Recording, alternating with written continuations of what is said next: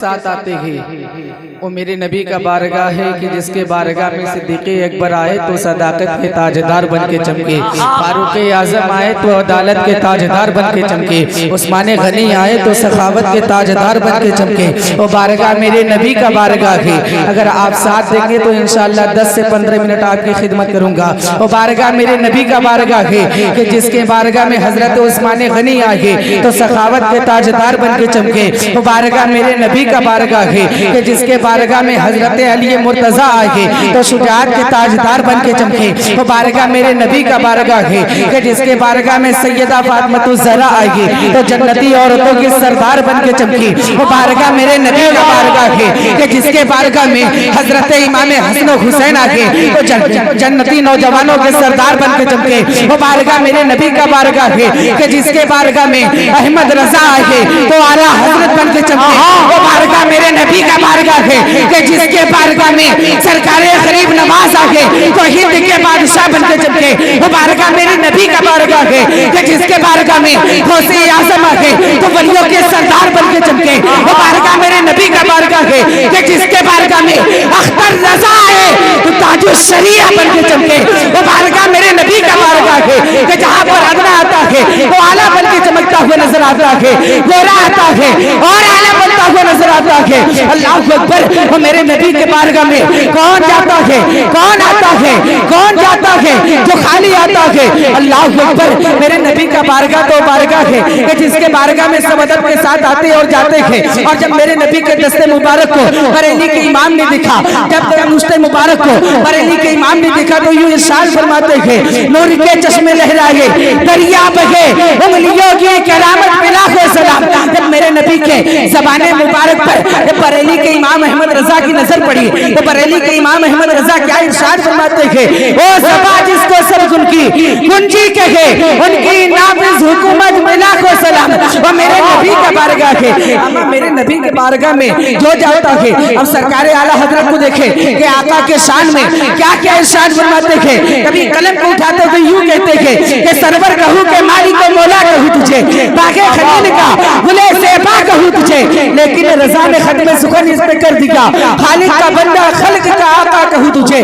وہ بارگاہ میرے نبی کا بارگاہ ہے جس کے بارگاہ میں آپ سے درود پڑھوانے کی کوشش کر رہا ہوں کہ خدا کا حکم سمجھ کر درود پڑھتے ہیں، غلام ساقی کوثر درود پڑھتے ہیں، نہ پڑھ سکا یہ ابو جہل کا مقدر تھا ورنہ نبی کو دیکھ کر پتھر درود پڑھتے ہیں۔ اور اسی پہ مہربان رب غفور ہوتا ہے جس کے قلب میں عشق حضور ہوتا ہے۔ پڑھو یا شکانے خیر البشر درود پڑھو، درود پڑھنے سے چہرے میں نور ہوتا ہے۔ بڑے درود پاک اللہم صلی اللہ سیدنا و مولانا محمد النبی الامی وآلہ وبارک وسلم، صلاۃ و سلام علیک یا رسول اللہ یا حبیب اللہ صلی اللہ تعالی علیہ وسلم۔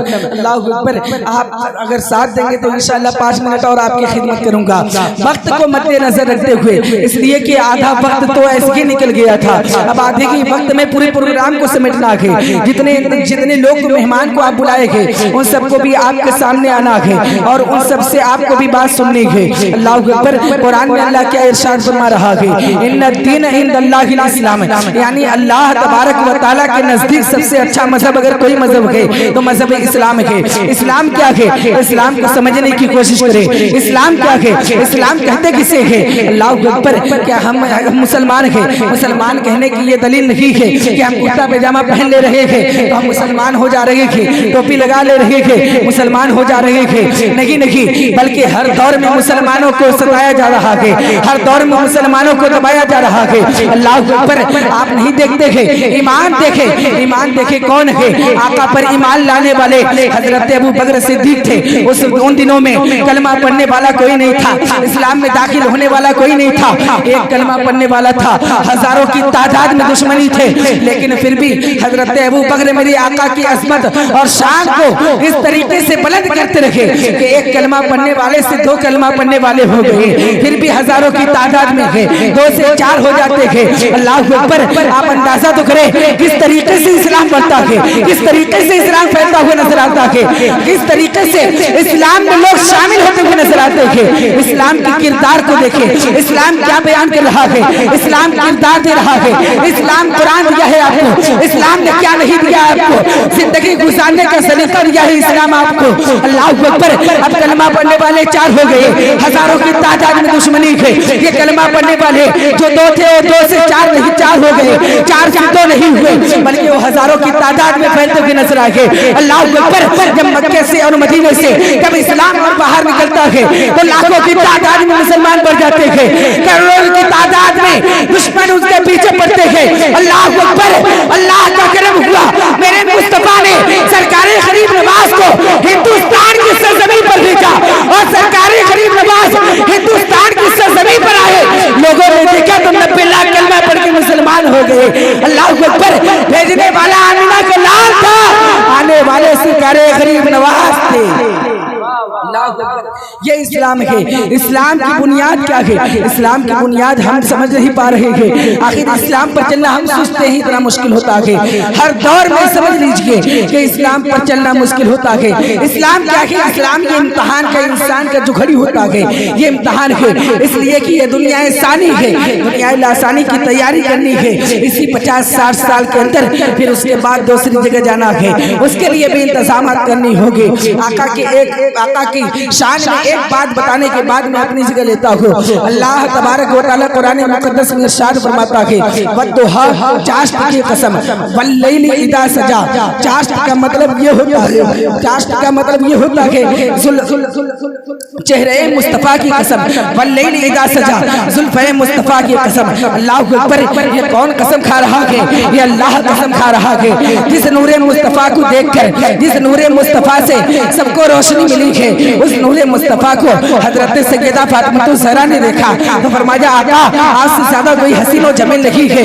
حضرت ابو بکر نے دیکھا، فرمایا آقا آج سے زیادہ کوئی حسین و جمیل نہیں ہے۔ فاروق اعظم نے دیکھا، فرمایا آقا آج سے زیادہ کوئی حسین و جمیل نہیں ہے۔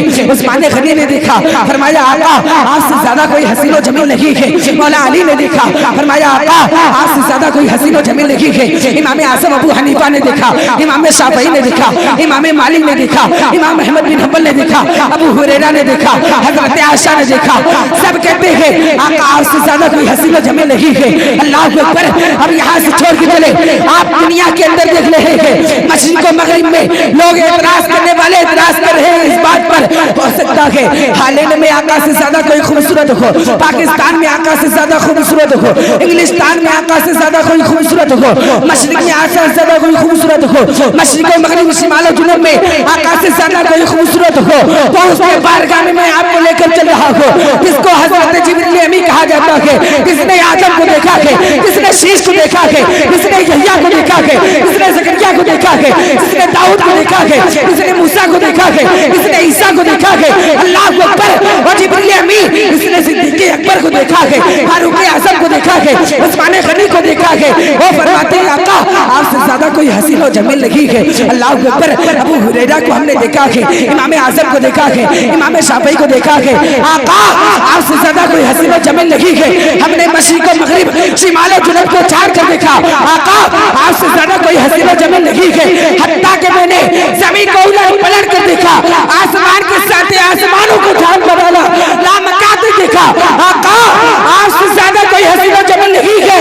احمد رضا فرماتے ہیں یہی بولے سکرا والے چمنے جہاں کے تالے سبھی میں نے چھان ڈالا تیرے پائے کا نپاجا، سبھی میں نے چھان ڈالا تیرے پائے کا نپاجا، نعرے رسالت فیضان غریب نواز، سبھی میں نے چھان ڈالا تیرے پائے کا نپاجا۔ آقا کی شان کیا ہے؟ اعلیٰ حضرت فرماتے ہیں باہ کیا جود و کرم ہے شہ بتا تیرا، نہیں سنتا کہ نہیں مانگنے والا تیرا، فرش والے تیری شوکت کا علو کیا جانے، خسروا عرش پہ اڑتا ہے فریرہ تیرا۔